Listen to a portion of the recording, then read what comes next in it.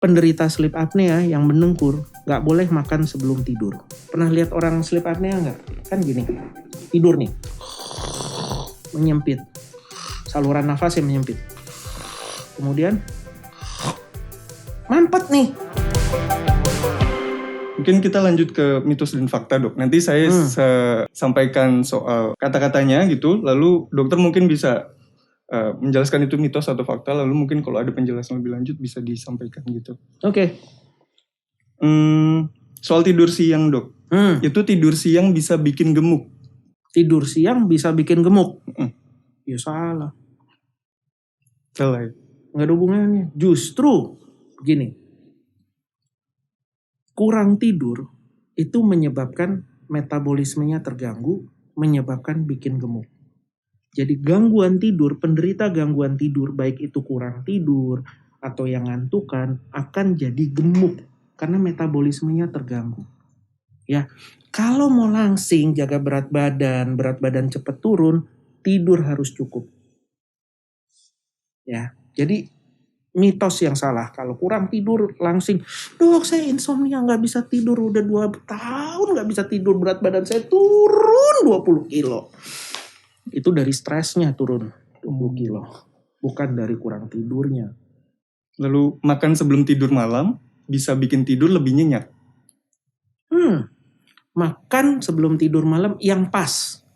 Oke. Ya, kekenyangan begah, siapa yang enak tidur? Lapar, nggak bisa tidur juga. Ya yang pas aja. Yang tidak boleh kalau makan, penderita sleep apnea yang mendengkur nggak boleh makan sebelum tidur. Karena di sini tersumbat nih saluran nafasnya. Pernah lihat orang sleep apnea nggak? Kan gini, tidur nih.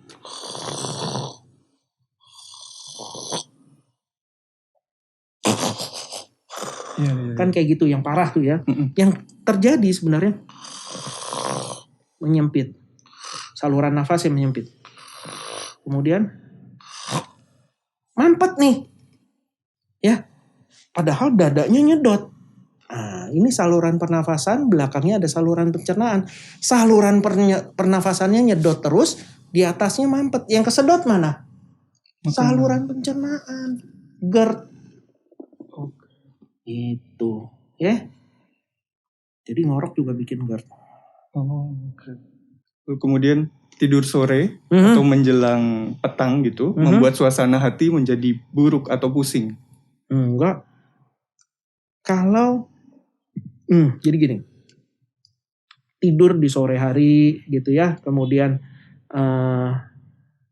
jadi pusing, jadi ganggu mood, apa lain sebagainya. Kenapa? Karena tidurnya masih kurang. Ya, kalau tiap malam tidurnya cukup nih tiap malam. Sesekali di sore hari kecapean, ya udah tidur sebentar, 15 menit, setengah jam, ya fine aja.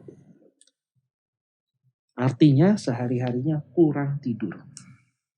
Oke.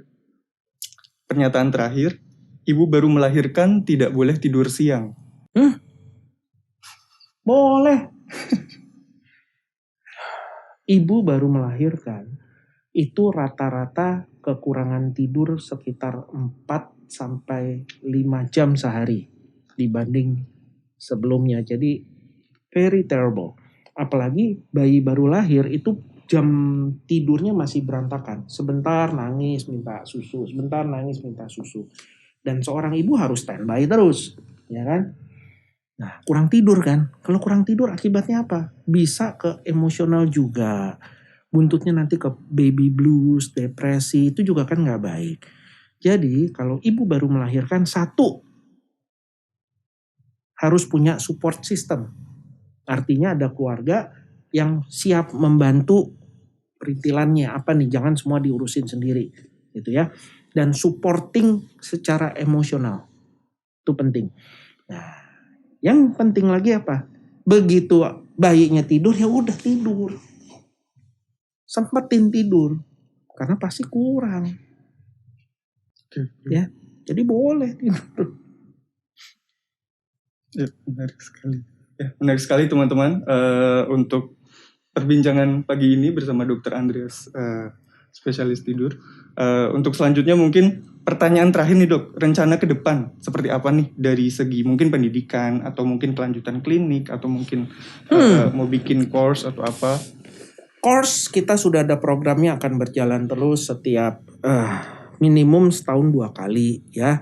Kalau pelatihan itu akan sering kita adakan, mungkin 2 bulan sekali juga bisa kita bikin workshop, terutama workshop di bidang polisomnografi, gimana how to establish a sleep lab, how to run a sleep lab. Kemudian ya rencana sih kalau pasien semakin banyak, saya mau seperti di Sydney dulu, rumah sakit dengan seperti ini kapasitasnya tuh harusnya 6 bed.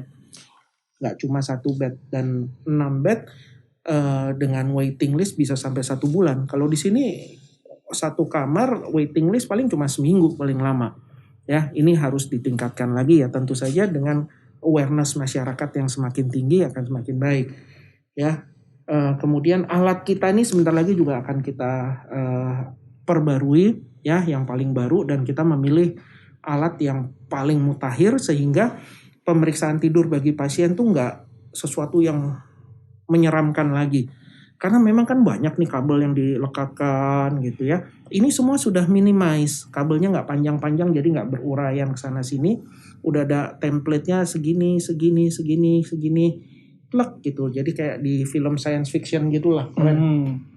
Ya, alatnya minimal gitu dan kecil-kecil sehingga bisa kita lakukan juga pada anak-anak umur 5 tahun, nggak akan susah karena very minimum gitu. Semua udah via Bluetooth, bisa via you name it. Ya, alat-alat begini juga udah ada 4G-nya segala, sehingga pasien kontrol kita bisa dari jauh. Ya, sampai saat ini pasien saya se-Indonesia. Wah.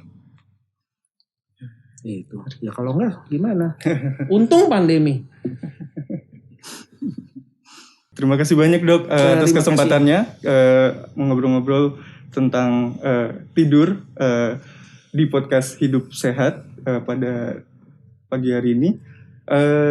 Sekian untuk podcast Hidup Sehat kali ini. Terima kasih kepada Sobat Sehat yang sudah menyaksikan acara ini. Terima kasih dan sampai jumpa.